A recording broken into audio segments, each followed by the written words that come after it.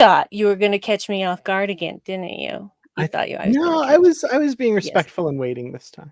Okay, that's actually very kind because I was in the middle of a thought, so Exactly. Yeah, absolutely. Welcome everybody to the Unready room. We are obviously as unready as always. It's what we strive for. Absolutely, and it's a bar we meet every week, so we're killing it. Yeah, we haven't missed the bar once. Absolutely. Yeah, we set it pretty low, so we always clear it. It feels good, though, when we do raise the bar just a little bit. This Absolutely. Totally. Hey, I'm seeing some of the regulars in the chat. David, of course, and Patrick, DJ Kitty Cat, and Matthew. Awesome. Great to see you all. Welcome to the Unready room. I'm Dan Gunther, and with me, of course, as always, Brandi Jackola. And Lynn joining us from the future. Excellent. Excellent. I love it. I love it when we get to talk to people from the future. What knowledge can you bestow upon us today that we'll need to know for tomorrow? Absolutely. When I lived in Korea, I kept trying to figure out a way to learn the lotto numbers in North America. Never quite worked that way, though. It just couldn't figure that out. I get that. I get Yeah. that. Yeah, we just finished a really crazy thunderstorm here. Like really crazy, shake the house crazy. My poor little pupper was not having a good time of it. But yeah, we got through it. I think we come out the other side. Now it's just really smoky out. So Ugh. hopefully the lightning didn't add a whole bunch of new wildfires. That would be bad. I feel like if you have a thunderstorm, lightning storm, whatever you want to call it, I mean, you don't have lightning without thunder, but long and short of it is, it should come with rain. Yeah, there's a little bit, but I don't know. We'll see. I think seem to be more lightning than rain, which is unfortunate. But anyway. There's going to be a big computer outage. Yes, we already knew that, actually. Oh, yes. It has affected my work. Not me personally, but some people at my work were affected. Yeah, it was a fun day today. I do work IT. I'm so sorry. That's the one thing. The good thing is, though, it's IT for a school district, and everybody's currently on summer vacation at the moment. So right now, I'm installing new computers in schools, which didn't really bother me what was going on with the network, thankfully. But I know a couple of the guys, the network people for our department, were having kittens today. But at least it's not like, in the middle of exams or something. So that's good. Yes, there is that. It's very good. I should just quickly mention, yes, I have scratchy voice today. It's because I was screaming at a concert last night. So sorry about that. But not sorry that I went to this concert. So oh, that's awesome. So yeah, we're talking about the next two episodes of Star Trek Prodigy. We have episode 5 of season 2, Observer's Paradox, and then episode 6, Imposter Syndrome. So yeah, let's jump right in with season 2, episode 5, Observer's Paradox, written by Jennifer Monroe, directed by Ruolin Lee and Andrew L. Schmidt, dual directors on this one. So okay, so first of all, just in general terms, how good is this season? Like this, it's so good. It's so good. I wasn't overstating when I said that this is one of the best Star Trek seasons ever. I mean that ever, compared to all the series that since 1966. This is probably in the top 3 for me. Wow, that is indeed high praise. That's really good. I'm letting the when you're in a new relationship with someone, they call it NRE, new relationship energy. I'm in a new relationship with this season, so I've got the glow. I'm waiting for it to kind of settle out, but like it's not settling very much. It's a really good season. Well, take it from someone who has watched the whole thing and rewatched it with Dave, and Yeah, the NRE, it's not there anymore because this is just relationship energy, Yeah, period. It's absolutely. just so good. I should say as of now, I have watched the entire season as well.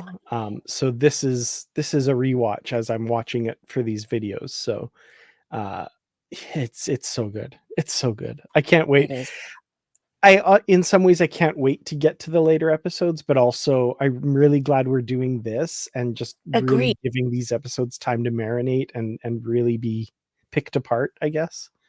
Yeah, and plus it gives me time to rewatch the pair of episodes that we're going to do. So this is now my Mhm. 3rd time that I've watched it, and each Nice. time I pick up a little bit more because true to pretty much most of the new era of Star Trek, which I consider from Discovery on as far as series is concerned, I feel like it's a lot more dense just in general than it used to Mhm. be, which is not a complaint. Yeah, for sure. Well, let's get into this episode then. Observer's Paradox. We start with the crew of the Infinity, I guess, getting debriefed by Janeway and her crew over what just happened over the last couple episodes, because this, of course, follows on from their return from their attempt to rescue Chakotay, but instead kind of messing up time a little bit there. It's nicely summed up by Majel, who dismisses the whole thing as highly illogical. Yeah, it's like, wow, what a surprise.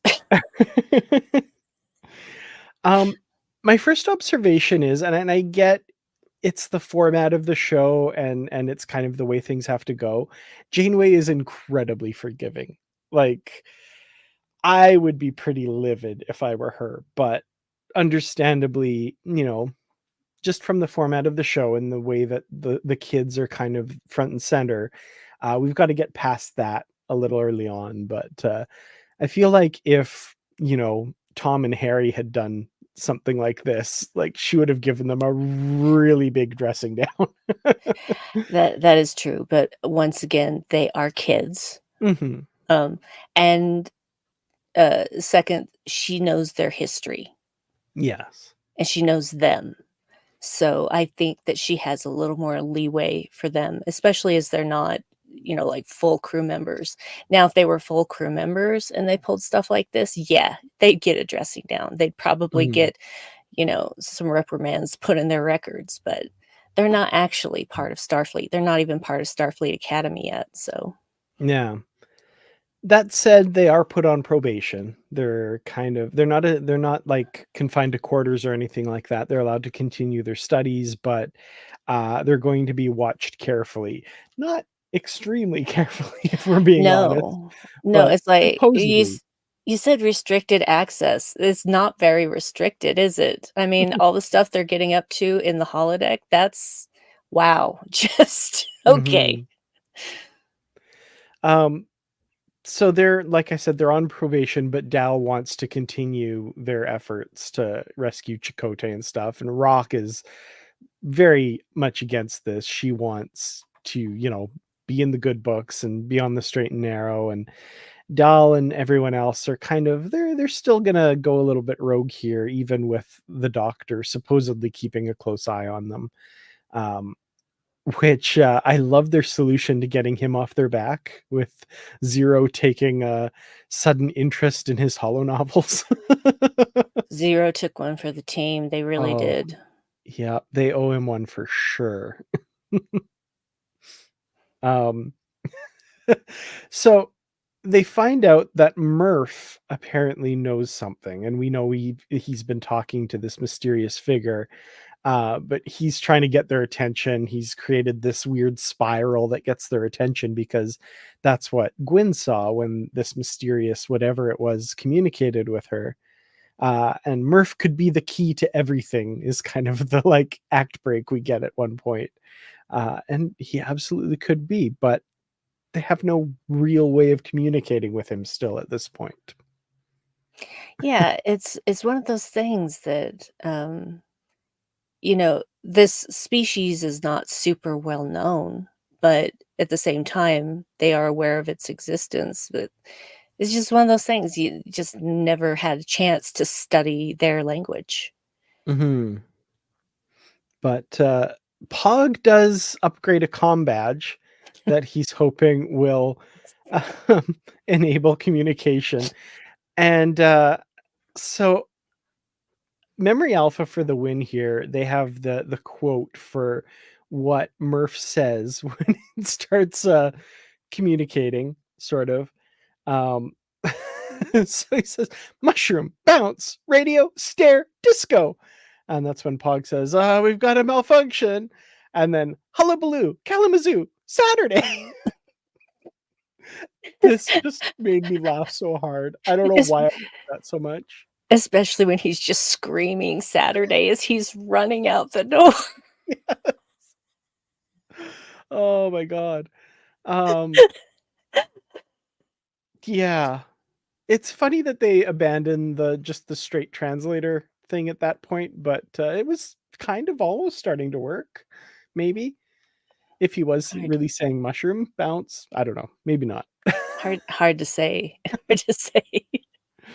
Oh my god. Um, so at this point, they make the connection of that spiral and how it looks close to the symbol on Chakotay's, river stone, right? The Chamuzi symbol. Um, and I have to admit, like, this episode and the next one proceed with the assumption that, like, oh, they figured it out, it's Chakotay. And I kind of went with that. I was like, that makes sense. Like, there's a number of different clues that point towards him. They figure out, like, they do see this nebula that matches it as well, and they're like, oh, that must be where they want us to go, because we'll get there. But Gwyn sees this in this encounter she has, and they say, like, oh, the protostar must be crashed on this planet here, let's go there. And really like this misdirection, because, Mm, like, it makes perfect sense, it fits all the clues, they act as though they figured it out, and I bought it. I was like, yeah, good job, good detective skills there, that's awesome. yeah, I didn't buy it. I Too somehow easy. I knew you'd say that. Too easy, too easy. I thought, "No, this is not what they think it is." But, So, like, in 'cause any other Star Trek show, it would be, because that was the mystery of this episode, and they figured mhm. it out. They moved on to the next one, and then, like, they have to figure out the next thing, and that one's in the past. Like, if this were Discovery, that would be absolutely, it's like, "Oh, that's where this Red Angel suit came from. Okay, now we figure out the next thing," right? So, Prodigy's done something very different this time around, where, like, 3 episodes, 4 episodes later, they're like, "Hey, remember that thing that you thought they figured out? Actually." And there's, like, and there's no clues, there's no hints about that along the way either, which I really appreciated. I thought that was really good. I agree because that's kind of real life. Not everything's Mhm, gonna be handed to you. And yeah, looking at the evidence of what they did have, I can totally understand why they came to the conclusion that they did, but of course, I'm thinking, "This is episode 5, yeah, that is not easy. This is not easy. This particular solution, it's too easy." And so I expected something else to come out of it mhm, at some point because I just thought, "No, no, that's it's too good of coincidence." mhm. But that's M'kay. just me. I'm just one of those people that likes to figure out the mysteries, and it annoys the hell out of everybody else because, like, I'll predict something and everybody's like, "Are you kidding me?" And then when I'm right, they're like, "Ah, you know. So what was your prediction at this time then? Well, I didn't have a firm prediction. Mm, The only thing that I really felt was that whatever was there, it had to do with this mysterious entity, and I thought that that mysterious entity was not Chakotay. I mm, didn't know who it was yet.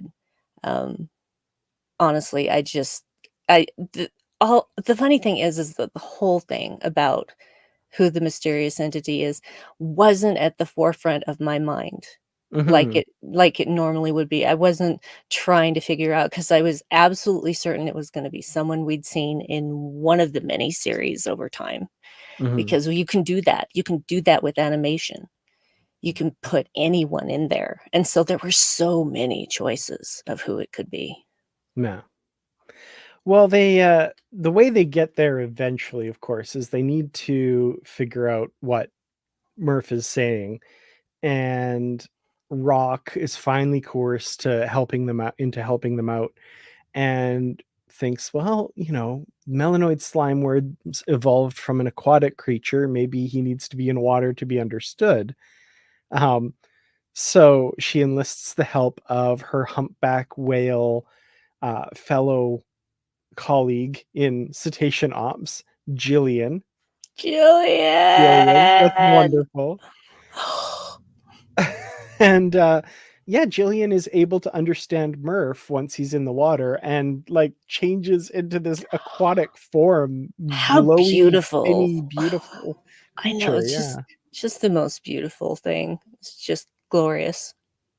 absolutely. And yeah, so what they get is a series of numbers, which Gwyn realizes she has to adjust her little temporal stabilizer thingy to. And that's when we get this gorgeous sequence right out of 2001: A Space Odyssey. Yes, thank you! Thank you! Even the Thank you. music, just for like half a second, Yeah, the music is even. I was like, oh, I see what they're doing. thank you for Um, that, because I thought I might be the only one who recognized that. oh God, I no. sh I should have known. I should have known that you would know because yeah, actually, you wanna know how old I was when I first watched 2001: A Space Odyssey? I was 9. I was 9 Hmm. years old, and my parents were gonna watch it, and I said, "I wanna watch it too," because the sci-fi girl, and, Hmm. and I I think, both my sisters also are sci-fi fans, but I'm a sci-fi fan, do you understand? So my mom said, "Well, you can watch it, but you're gonna be bored." I was not bored. Nah. I was I not bored ever. I was 19 when I first watched 2001: A Space Odyssey, because I got it in my head to watch it around 1999, and then I was like, "You know what? I'm gonna wait till 2001." So I did, and I watched 2001 in 2001. Oh, that's so beautiful. I love that. I love that. And, of course, my husband's name is Dave, so sometimes Dave will Oh, say of something and I'll course. say, "I'm sorry, Dave. I'm afraid I can't do that." And he's like, "Oh, I've never heard that one before." Oh, he loves it. Oh, that's awesome, yeah. Um, so yeah, that whole sequence, by the way, is beautiful. So It's beautiful. just gorgeous. The animation on this is incredible. Um, so yeah, okay. So Yep. I have this in my uh, you know, Easter eggs bit, but yeah, Jillian's the granddaughter of George and Gracie. Um, yes, but technically any humpback whale in that generation would be a granddaughter of George and Gracie by necessity, but still Mhm. very, very cool. Yep, Yep, absolutely. because they were the only 2 humpback whales, Mhm. and, yeah, they had I don't know, do they just have I think whales just have 1 kid at a time, but I'm not entirely certain. I don't know much about Yeah, I don't know. humpback whales, but I think they tend to gestate like humans do in that regard, Mhm. instead of having a litter because they are mammals. Yeah. So, I could but then see. I don't Oh, know. sorry. No, I was thinking what other mammals have litters? I'm like, dogs, Mhm. cats, duh. Yeah. I could see Gillian Taylor leading a fairly aggressive program of, artificial wombs and growing the population, and Mhm. artificial ways of creating genetic diversity and stuff too. That'd be an interesting thing to explore at some point too. Yeah, someone give me a short trick about that. Who am I kidding? Yeah. We haven't had short treks in years, and that's a damn shame. Here, here. Absolutely. Uh so yeah, we also have at the end of this episode Janeway collapsing the wormhole under orders from Starfleet. That Hmm, whole sequence was so emotional and so well done. That was really good. Yeah, when everybody on the bridge stands up. Mhm. Lost it, lost it. Yeah. And Yeah. Janeway couldn't even stay on the bridge. She was so I can't even imagine. That poor woman has been through too much. Mhm. And of course she's resilient and of course she's strong, but still, it is devastating when you have something like that ripped from you, something that you've been working towards for years Yeah. and just ripped away from you in a second. Mhm. Yeah, Patrick, that makes sense too. So it's been a long time since I've read the novelization for Star Trek 4, but yeah, frozen tissue samples to help rebuild the population. That would make sense. Yep. Cool. Um, so in this sequence that Gwyn is experiencing, we hear "Find me" before they do. Now, of course, we know who this benefactor is, but another thing I noticed this time around as well is like the kind of modulation they do to this person's voice. And I'm just for the benefit of anybody who happens to be watching along with us who hasn't watched ahead. I'm not giving anything away. But I noticed like the modulation they did shifts part of it into a bit of a lower register and actually makes it sound a little bit like Chakotay. So Mm. like they really were like I love They that. Like that was so clever. they were red herringing us all over the place. Mhm. Um, but again, if you know who it is, you hear that in that voice as well. That's really well done. It was right in front of our noses this whole time. I love it. Right there. Right there. So that's the events of the episode. I There were a lot of Easter eggs in this one too, a lot of continuity references. So I'll go through those quickly. The doctor says, "I haven't seen a crew this dysfunctional since the Cerritos." Oh, and I was miffed. That was great. So this has me wondering, like, we know there was like cross collaboration between the series and stuff, and we haven't seen Voyager's doctor show up on lower decks. Might we get him in this season? Like that maybe that was being like it's tenuous. They could have just thrown it in as a reference, but I would not be surprised if like, hey, we're going to pay that off. That's tied in. He did actually visit the Cerritos crew. Yes, that's, I love it. I love canon. I love That it. would be wonderful. Give it I mean, I'm flexible with canon, but the fact that he mentioned the Cerritos brought me such great joy and such great pain at the same time. Because 'cause I'm like, "Dude, were it not for them, so many people would be dead by now." Mhm. They are famously a little bit dysfunctional though. You know what? Dysfunction is a part of everyone. We all Mhm. have things we're dysfunctional about, and so acting like the Cerritos is the only dysfunctional crew in the entirety of Starfleet Well, I don't think is anyone said that. well, yeah, but even so, it's like, I'm sure that people like to point at them and go, "Be glad you're not there." They're not the Starbase 80 of ships, not That's true. even close. Um, so a lot of mine are doctor related. He at one point also says, "Please state the nature of the mentorship emergency." I laughed out loud That was and good. long at that one. Of course, his penchant for writing hollow novels. He's currently writing "Love in the Time of Holograms." Um, this one I can't confirm because I didn't watch with subtitles. I should have, and it doesn't mention it on Memory Alpha. But I swear in that bit, Murph also yells "koala" as he looks up at the ceiling, and I'm like, "Is that?" I I will might have have to misheard something, but I will have to go back and rewatch that. because that Thanks for would, g thanks for giving me an excuse to rewatch it. hey, I'm happy to oblige. Like, I need Um, an excuse. of course, the humpback whale named Jillian, named for Jillian Taylor, Star Trek 4, The Voyage Home. And of course, as has been mentioned, Jillian is absolutely a Starfleet Nepo baby. You know, As all black whales would be at this time. I hate that term. That term was made up by jealous people who have no talent.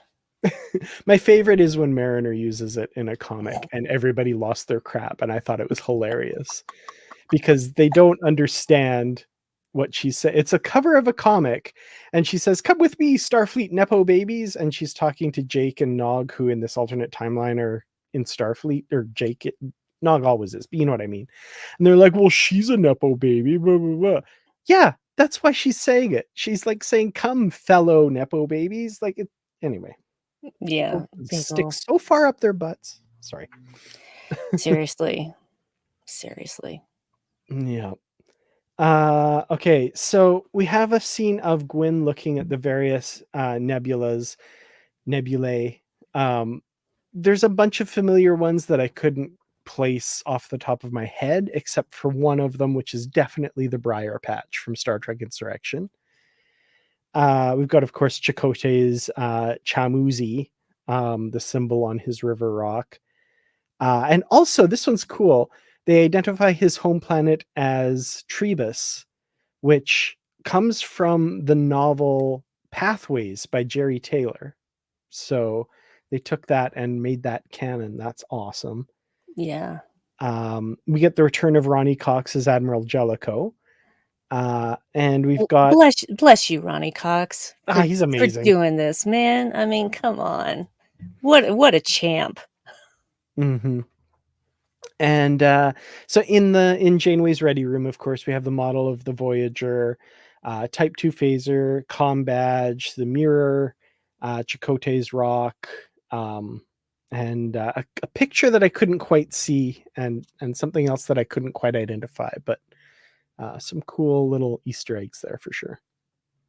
Indeed. Indeed. Yeah. So, final thoughts on Observer's Paradox, and maybe a rate, or no, we'll never mind. We don't do that. No, well, yeah, we do rate each one. It's not a two-parter. Yes, sorry, and a rating. Yeah. Great episode, of course. Mm-hmm. The kids pulling together. One thing that I was frustrated with was Majel snubbing them when they asked her, come sit with us. And she's like, no. Goes and sits with the Nova Squadron hopefuls. And I'm like, girl, Mm-hmm. no, you didn't. So that actually broke my heart a little, especially with the way Zero reacted. Yeah. So, also, I love that Rock is not really good in water because she's, a brickar. And when she jumps in, she just sinks straight to the bottom and just thunks at the bottom. And that for some reason, I'm like, girl, I'm so proud of you. Because, she wasn't, she was scared and she didn't want to do it. Mm-hmm. But she was telling Murph, I know you're afraid of Jillian, but I don't want to go in the water either, but we're going to do this together, because that's what friends do. That's what family does. That's what found family does. They're there for you. So all in all, I think I will give this this episode, one giant ah. Excellent. Murmurfs. I like that, by the way. That's great. Yeah, I really like this episode. There's a lot of heart in it, a lot of really emotional moments. I thought that was very excellent. Um, I love the misdirection that doesn't feel like misdirection. Like, I think this is just very well crafted, this whole season. And this is just a really nice piece of the puzzle. I like one whale of an episode. That's good too. So yeah, I'm gonna have to give this one either. I think I'm gonna have to give it a hullabaloo. No, Kalamazoo. Saturday. Love it. That's what I'm giving it. Excellent. Okay. Oh, and Wellington coined the murmurs. I did miss that. So nice. Speaking of Wellington, thank you so much. My hands were full of dough earlier, wanting to thank Brandi for explaining Janeway's leaving the bridge, which made me upset. Now I'm understanding. Oh, that's nice. Yeah. Oh, yeah. It never occurred. I'm just a very empathetic person, and I was just whenever I see something like that, I put myself in the character's shoes, and I'm like, oh hell yeah, she can't be there because she's not going to break down in front of her crew.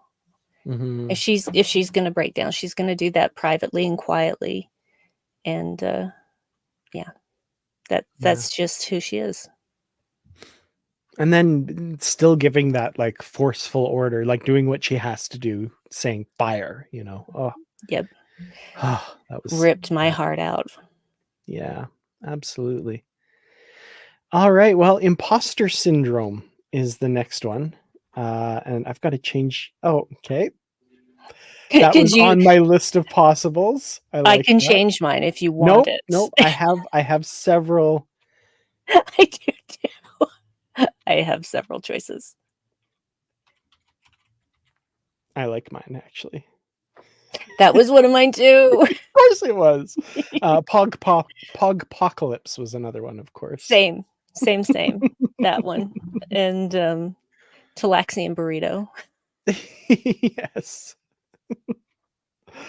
All right. So season 2, episode 6, Imposter Syndrome, written by Diandra Pendleton Thompson, directed by Sung Shin.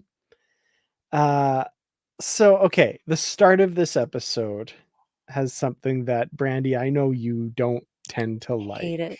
I don't tend to like. I hate it every time, except I don't hate it as much in this situation. Mhm. Okay, so for those wondering, we're talking about the flash forward trope, right? Where, an episode starts with a little piece of some action in the middle of the episode and then says, 24 hours earlier or 3 days earlier or whatever. Um, just to kind of hook you. Um, I don't mind it when it's like it actually does something interesting for the story, like you're how do I explain it? It's like your understanding of something shifts completely by the time you actually get to that scene. And I mean more so than what happens in this episode. In this episode, you're like, I don't get why they would be doing this. And then you're like, okay, now I know why they're doing this. That's not enough for me. Like, it needs to be something more fundamental than that. Like, you think you understand what's going on, and then by the time you get there, you're like, oh my God, that was not at all what I don't know. I'm still not a fan. It was okay, but Mhm. Yeah, well, the problem is, and this is the problem every time I see this done, is when you catch up to that scene, it's never the same scene. There's always something that is different about it, and that Mhm. is true in this episode too, and I'm just Yep. like, "You guys already had the animation and the voice track. Just slide it back in." But they Yeah. never do that. They never do it. The one time, like, I'm okay with that is if you're getting a different perspective. Again, it has to be, like, fundamentally important to your understanding of the story or something. In this case, yeah, they had, like, you see it from a different angle, but you don't really your understanding of it isn't shifted any great deal by that, right? Um you can play with that a little bit. You can have fun. Like, I do like episodes, for example, of shows where sometimes they'll go through a series of events and then they'll restart it, but from another perspective, and restart it from yet a third perspective. And you gain a different understanding each time of what's going on. Like, you can do that in microcosm with scenes like this, but this didn't Mhm. do that. They just, meh, meh. Not I my don't know. favorite thing. Yeah, and I didn't see a purpose for it this time, other Agree. than to say they did it because it's a trope that has to be done by every show at least once, I guess. I don't know. Does it though? Does it have to be done by every Not show? not in our opinions, obviously. I'm obviously being sarcastic. I know, I was deadpanning for you. Ugh. Yeah. Ugh. Ugh. Anyway, that's my only actually, anyway, we'll just anyway. Mhm. I enjoyed this episode more watching it this time than I did the first time, I'll say that. Agree. Same here, same here. Which is not to say that I didn't enjoy the episode, but it's just, even in my notes, I put down 24 hours earlier. Grrr. It's literally what I wrote down. Grrr. That makes sense. I wrote down 24 hours earlier, but my "gur" is implied. Uh, so they're looking at the nebula that Gwen saw in this vision she had, or this experience she had when she adjusted her time thing. Time thing. It's all technical terms It's here, fine, it's folks. fine. It's fine, the time thing. So they think that possibly Chakotay is on a planet in that nebula, and maybe that's where the protostars crashed, or where it is, kind of thing. Um, and I just kind of want to smack Dal a little bit, but then everyone around him enables him too. In this one, I'm like, guys, it's better to beg forgiveness than to ask permission. They're gonna go ahead and try and figure this out.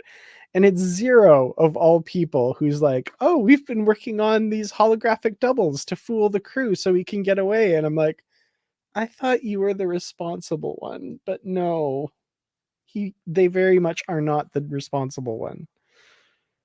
I feel like they're all on the same page about trying to fix what they broke. Yeah.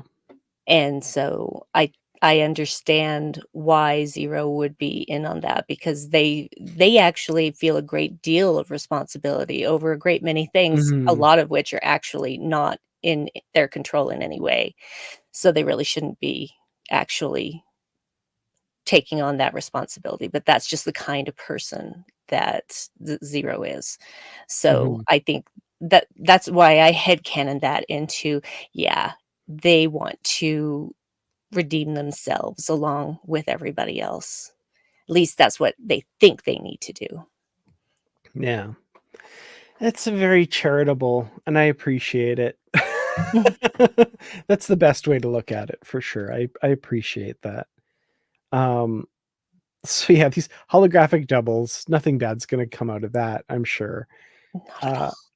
the Voyager crew, under orders from Starfleet, they're planning to destroy the Infinity by sending it into a hypergiant where it'll burn up because, as Tysus says, it has a cloaking device that violates 3 different Starfleet treaties.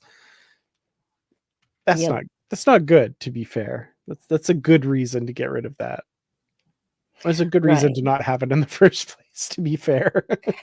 I know, but when it's like, but we're saving somebody. We're saving some money, and this is the only way we can do it, or so we Mm, think. nah. I did like Dal's plan to get aboard the ship, and then it's perfect because they'll think it's destroyed and they'll just cloak it and warp away. Like, that's actually pretty smart. I like that. It's, Yeah, I was surprised by that idea as as well. Kirk would say, officer thinking. Yes. Officer thinking, yes.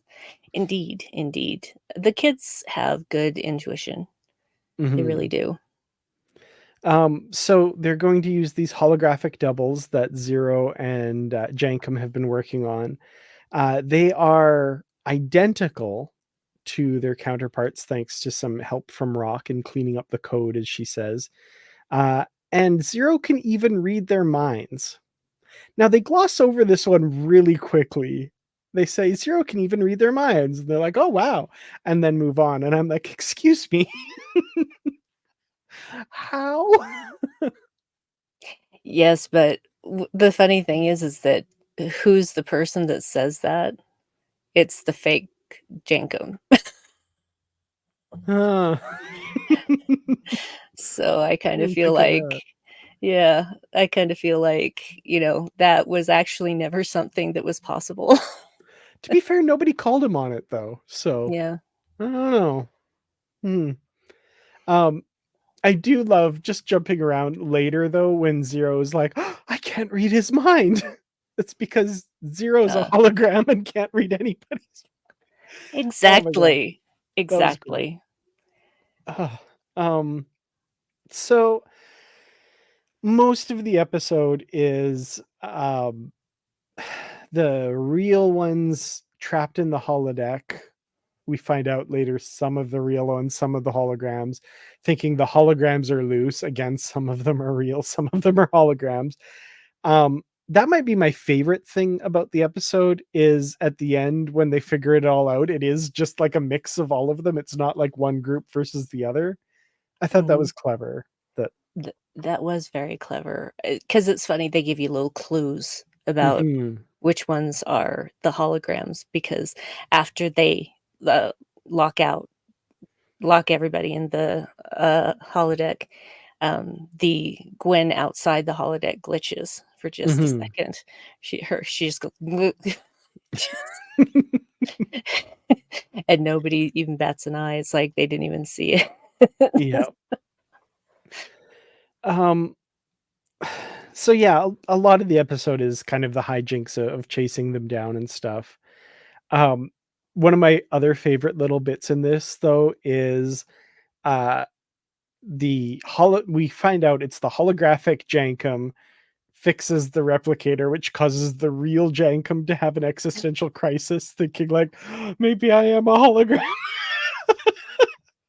That killed me. As soon as that happened, I was like, okay, that's the real Jankum that is having this crisis now. I've thought about it, and I thought of all the kids, who would be the one to have the existential crisis, and yeah, Jankum was the top of the list Yep. because Jankum isn't what I would call conceited, but he really knows his stuff, and Mhm. so for a hologram to be better at something than he is something he can't fathom, and so that means he's the hologram. Yep. Um, I love that the rocks just work together.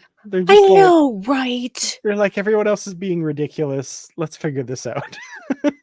And this is why Rock is my favorite. That's one of the Mhm. many reasons why Rock is my favorite, because she's just all about making it work. She's all about finding a solution. She's a scientist, damn it. Yeah. Um, so yeah, like that whole aspect of it, like the little kind of cute things they do with that, I really appreciated that. Most of the rest of the episode, I actually kind of wonder if they had that scene at the beginning because it was just came up a little short, maybe Mm, because a lot of it is just kind of the hijinks of chasing them around a little bit, which is fun, but you know, it's it's TV show hijinks. Hijinks ensue is what the script says, kind of thing. yep, pretty much. Placeholder for actual actions. Hijinks ensue. Mhm. Um, but yeah, when they do reset them and they disappear, those just, fun seeing who is who.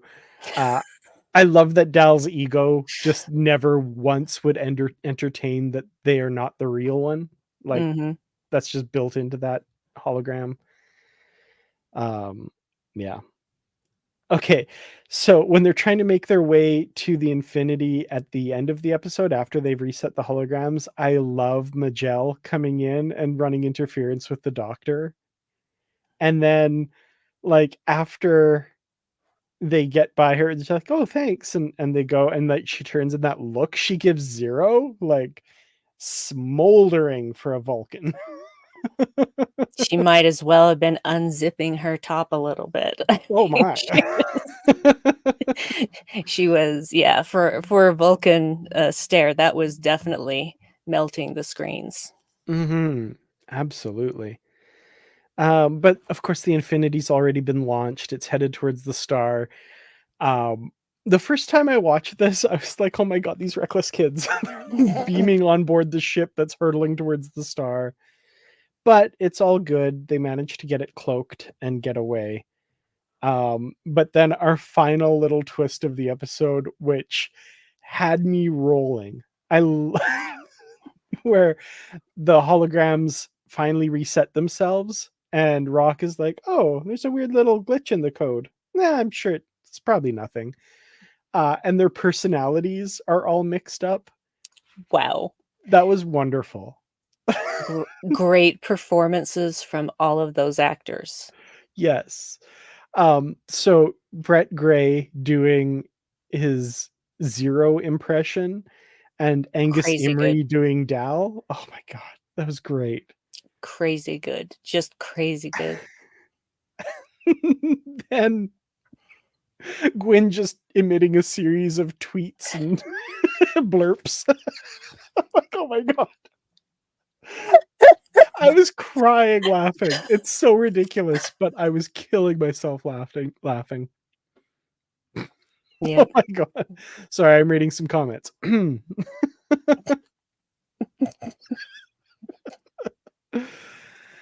Oh, yeah, that was great. I don't know. That's kind of the end of this episode. Um, Easter eggs, there weren't as many this time, but what was there was really good, especially one which blew my mind. So first of all, a couple mentions of Talaxian burrito. That's something I don't know that did Neelix ever make a Talaxian burrito? I hope so because I want to try it. But If he didn't on screen, I'm sure it's in one of the novels. mhm. um the cloaked ship violating 3 Federation treaties. So it's not just the Treaty of Algeron now. There's a couple other treaties negotiated too. The Federation says they double extra promise they won't build cloaked ships. Um, the Doctor at one point is humming an opera, one that he sang quite frequently in Voyager, whose name escapes me at the moment, but it's one of the famous ones. Okay. And then this was the reference that blew my mind. So Jankum says we have ourselves a Hanonian pickle. Now, Hanonian says that it comes from Hanon 4, I think it is, which is the planet that Voyager is marooned, or the Voyager crew is marooned on by the Kazon at the end of season 2. Now, they talk about what kind of edible things are on the planet, and I think it's Chakotay says the only thing they've been able to find is something that looks a little bit like a cucumber. Let's hope it tastes like one. That's a Hanonian pickle. They've been harvested and made into pickles now. That blew my mind, like the tiniest little reference there. I love that. That was great. Yeah, I honestly I thought that means something, and then I never did look up Hanonian pickles. Well, of course, it probably would have brought up Hanonian cucumbers, but in any Mhm. case, that's how you make a pickle, is you pickle a cucumber. Yeah. Both are delicious. Yeah. Just yeah, it is such a deep cut. That was great. I'm still amazed at that one. Anyway, um, final thoughts, anything we've missed, and a rating for imposter syndrome.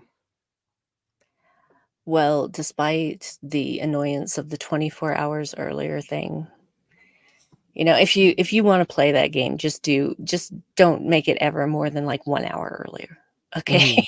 Because otherwise you're gonna make me angry. You Ah! 5 seconds earlier. Doot, doot, doot, doot, ah! that I wanna see that now. I wanna see somebody make a joke like that in something. That would be fantastic. I did enjoy this episode. I love Rock, you know, not fighting with herself, and it's like, "Oh, let's put our heads together and find another way." Duh, that's what everybody else should have been doing too.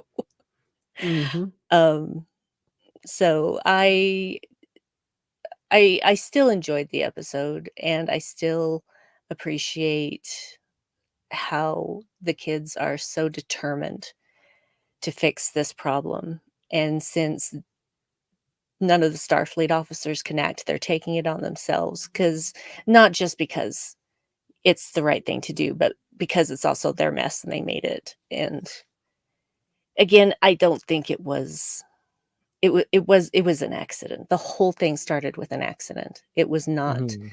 supposed to go that way, and it was not like the kids were just trying to screw around. It was anyway.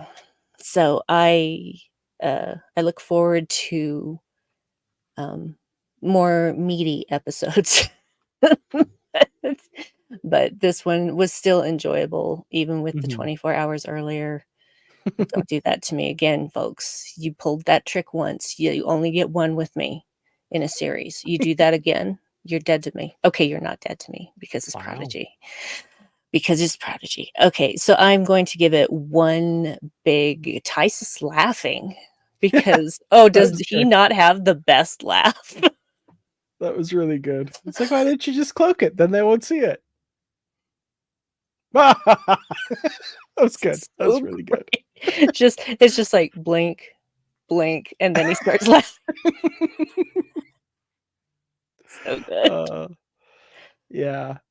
Even with my obvious issues with this episode, I enjoyed it. Like, especially rewatching it. I think the first time around I was a little annoyed or something. I don't know. But this time around, really enjoyed it more than the first time. And uh I do love these characters and how they interact, and um the idea of a bunch of holograms that don't know that they're holograms. I don't know. It's there's a bunch of ways that I feel like the story wouldn't work, that they just kind of glossed over and got those issues out of the way quickly enough that we had a fun, entertaining story, and I can't really fault them for that. So it's a fun concept. I'm glad they did it, even though there's a bunch of ways they could talk themselves out of making it work, but they just did it, and it worked, and it was fun. So I'm going to give it one Tellarite who doesn't want to hear your problems because his shift is over anyway, and he wants to go in his hot tub with extra bubbles. Cannot blame him. I don't care. My shift's over anyway. Well, see, and that's the thing. I'm like, you're the ship's counselor. You? How? How? Why I do you love it. even want to be the ship's counselor? Why do you even want to be a counselor, period? But hey, I guess he's defying his stereotype. I love it. The Voyager relaunch novels, like the novels that take place after the end of the series, particularly the ones written by Kirsten Beyer, they had a counselor character, Counselor Cambridge, Mhm. I who remember. I feel like personality-wise was kind of close to Dr. House, Agreed. and it worked. Like, he's a good counselor, but he could definitely use a counselor himself, but uh That actually is the way it is, yes. because nobody is free from problems. Nobody. Mhm. So even the counselors need counseling, but they can't counsel themselves, so they have to find another counselor. I feel like Dr. Noom kind of fits that mold a little bit. Agreed. He's probably an excellent counselor. He's just very abrasive. Yeah. Maybe he's not abrasive when he's counseling. Probably not. No. Interesting. Now I wanna know.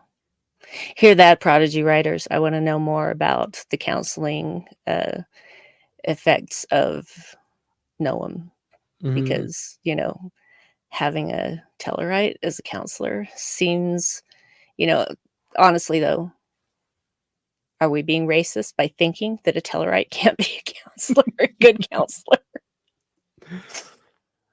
Probably. Yeah, Um, I mean, even Counselor Troy had a terrible relationship with her mother. So, you know, I know that, and that's why I think you ought to have more than one counselor on a ship. mhm. Yeah. Well, anyway, with that said, I guess thank you all so much for joining us, especially at this strange time. I really appreciate it. And we should be back to our regular Saturday time next week. I hope. I can't see why not. For episodes, what would be 7 and 8, I guess. Correct. The Fast and the Curious, and Love the puns of the season titles. yeah, and then oh yeah, Is There in Beauty No Truth? Again, wow, just wow. I'm looking forward to talking about that one in particular. So Same, yeah. same. Well, thanks again for joining us, and thanks to everybody watching later. We really appreciate you as well. And see you next week. As always, live logs and proper, and live long and prosper. Oh, no, I got to hit that too. There we go.